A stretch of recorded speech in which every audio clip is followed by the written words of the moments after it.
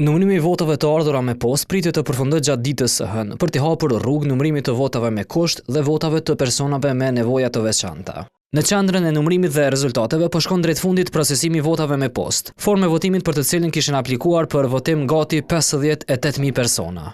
Fletvotimet e numëruara deri më tani janë nga më shumë se 28.000 pakot me fletvotime që ishin tërhequr para vitit të ri nga dy kutit postare të KSZ-s, njëra në Berlin dhe tjetra në Bern, ndërkaq më 2 janar nga kutit postare në Prag, Londër, Paris, Zagreb, Stockholm, Istanbul, New York, Canberra dhe Kopenhag janë tërhequr 8.180 pakot të tjera me fletvotime, të cilat gjatë ditës do të arrijnë në Kosovë. Procesi i tërheqjes së pakove me fletvotime nga kutit postare jashtë vendit përmbyllet sot më datë 5 janar.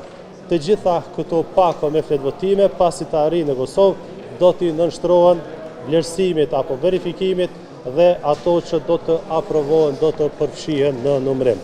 Në proces të numërimit pritet të hyjnë mbi 9.900 vota me kusht dhe votat e personave me nevoja të veçanta. Mundësia e votimit për të cilën ishin regjistruar 2.860 persona.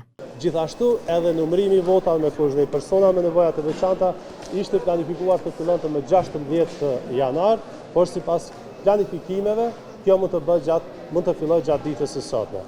Dhe nga kjo mund të përfundojmë se edhe rezultatet përfundimtare të planifikuara fillimisht nga KSZ që të shpallen më së largu deri më datën 19 janar mund të bëhet shumë më herët.